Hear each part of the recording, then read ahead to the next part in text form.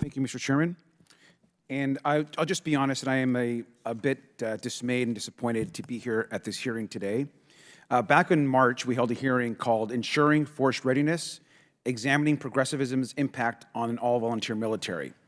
And back then in March, I was dismayed that the majority chose to ignore what I believe are the root causes and challenges we're facing to recruitment and retention in our armed services, such as the need for improved mental health support for our service members, the continued need to implement the I Am Vanessa Guillen Act and the need to crack down on sexual violence, the need for reliable and affordable child care for our warfighters who are deployed on a moment's notice, and so much more, especially when our economy is creating record numbers of jobs in the private sector and our military has to compete for top talent.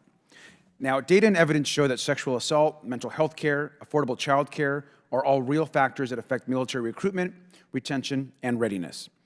During that hearing, many of us stressed that to recruit from the most diverse generation in history, we also need a military that looks like America. We need a cohesive military which does not allow bigotry within its ranks. But the hearing also found that attacks on military leaders and family hardships may be significant factors in dissuading otherwise motivated young people from pursuing military careers and, of course, depriving our country of incredible talent. The idea that, quote, wokeness is a top national security threat did not make any sense then and does not make any sense today. And it makes even less sense now given the world that we face. Now, I believe that overemphasis on this far-right talking point is what inspired Senator Tommy Tuberville to launch his unprecedented blockade of military officer promotions. Now, Senator Tuberville intentionally blocked more than 400 general and flag officers within the DoD from Senate confirmation and promotion. Even more junior officers lost the opportunity to rise in rank, with massive impacts on factors such as retention, pay, pension, and future opportunities. The stunt did far, far more to undermine our military readiness than anything else. And so I asked unanimous consent to enter into the record once again the letter I sent calling for a hearing on national security implications of the Senator's blockade of military promotions into the record. Thank you, sir. Now, I can't really understand why we're also holding a second hearing on this topic when we could be working on it in a bipartisan way to address real challenges to our national security. And Mr. Chairman, I want to thank you for our bipartisan work on our UAP disclosure bill, and I think that's the kind of bipartisan effort that we should be working on today. We should also be talking about our real national security threats. Our allies in Ukraine need immediate aid.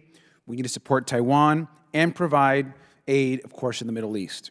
Now, we could hold hearings that use data and evidence to demonstrate that Americans' aid boosts our national security at minimal cost and highlight how our aid safeguards democracy and freedom against brutal aggressions.